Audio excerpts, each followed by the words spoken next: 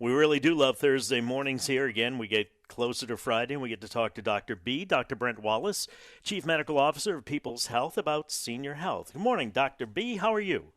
I'm good, Tommy. How are you doing?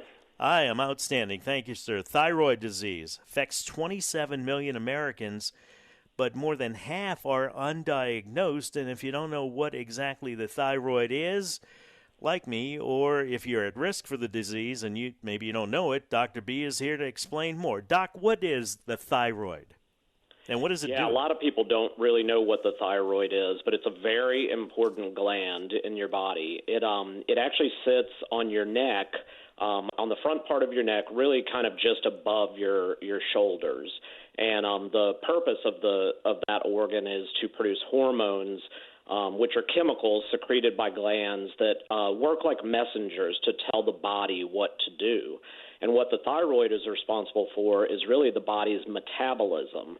Metabolism is so important because it's what helps us turn our food into energy. And it also can control other functions in the body, things like regulating temperature, growth and development, and especially our energy rate. So that's why it's so important. And weight loss or gain, too? Yeah, definitely. In fact, problems with the thyroid can actually cause issues with your weight. So who is at risk for thyroid disease? So we always kind of watch for symptoms in women especially, and especially those who are approaching or in menopause. So age is actually another factor, especially people who are over 50. The other groups that we worry a little bit about are people who smoke or have exposure to tobacco, and then also people who have been exposed to radiation, and that could be for a lot of different reasons, frequent chest x-rays, certain jobs that get radiation exposure can cause that. And then the other big one is really either over or under consumption of iodine.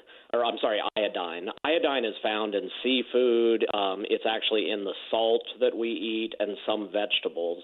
And the thyroid actually produces hormones by utilizing that iodine.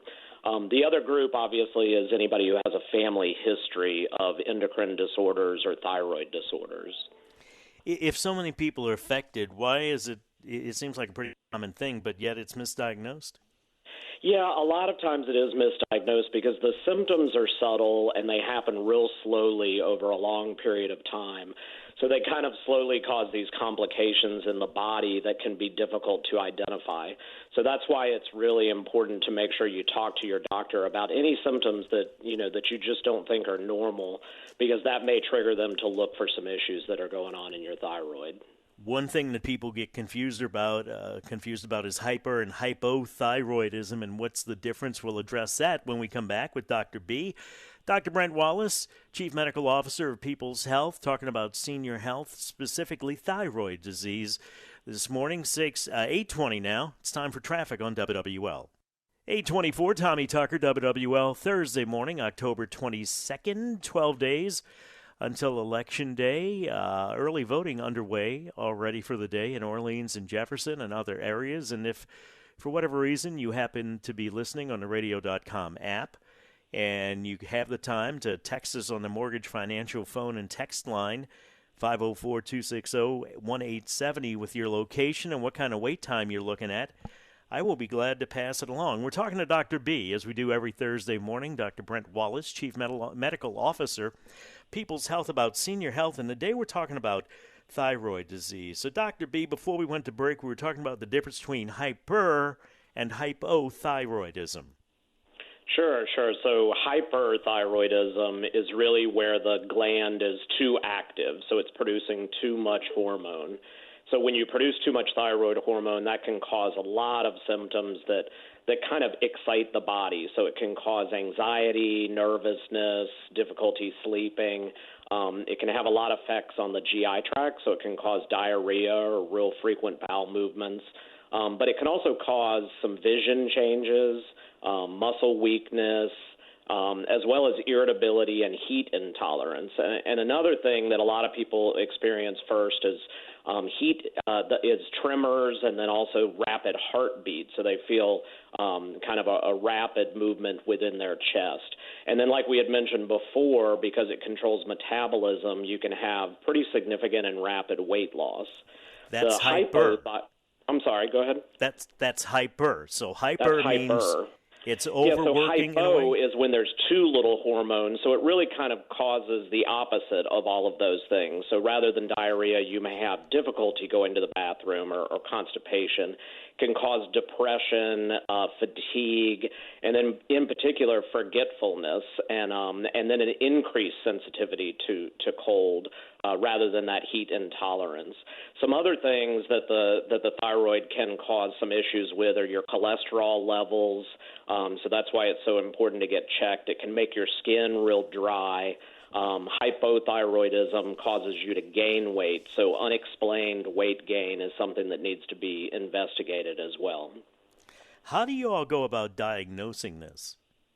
Well, that's the good thing. It's fairly easy to diagnose. So a physical exam is very important because sometimes you can get enlargement of the gland itself. So when you see your doctor and they're kind of pressing on your neck, what they're doing is they're trying to feel if they can actually feel anything in that thyroid area. And then there's a very simple blood test that can be done that actually determines what your hormone levels are. And if they're not in a normal range, then that kind of gives us a clue and can lead to some further investigation. So hyperthyroidism, when the thyroid gland produces too much hormone, you treat that how? So you can treat it usually with medications, and one of the medications we use is actually radioactive iodine, which sounds scary, but it's very effective. It's actually because the thyroid uses iodine to make the hormone. If you use radioactive iodine, it actually can get into the thyroid gland and decrease the activity within it. So it's very effective. You may, in certain cases, need surgery to remove the gland if you can't decrease the activity of it. And then what happens if you remove the gland, a portion or even all of it, then you may have to go on lifelong medication therapy to replace that needed thyroid hormone. So hypothyroidism, when the thyroid gland produces too little hormone, how do you treat that?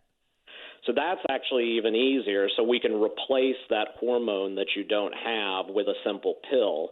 And the only difficulty we have there is everyone has different thyroid hormone needs. And so sometimes we have to adjust the medication over a period of time and make sure that your symptoms are resolved and that your blood work is looking good. So that's usually very treatable with a medication. And what about thyroid cancer? So very fortunately, thyroid cancer is not very common, but we are seeing an increased incidence of it. Some of that's due to age and some other risk factors that people have. Radiation exposure, in particular, people who have been treated for cancers that use radiation treatment can actually go on to have a problem with their thyroid. But really probably the biggest risk factor is family history.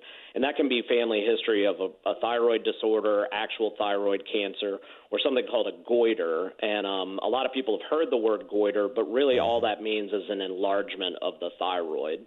The key with thyroid cancer is that the symptoms are real variable. Sometimes you can have hyperthyroidism, sometimes hypo. So the symptoms can vary pretty dramatically. So it's real important if you have any of those alterations, you should talk to your doctor about it so you can get checked out. Dr. B, I thank you, man. You do a lot of good for people that are either seniors or have parents that are seniors. Thank you, sir. Have a good week. And thanks, Tommy. You too. Both and week until I talk to you again. You can find out more about People's Health at peopleshealth.com. You can call 1-855-821-2666. And, of course, you can follow People's Health on Facebook, Twitter, and Instagram. 8:30.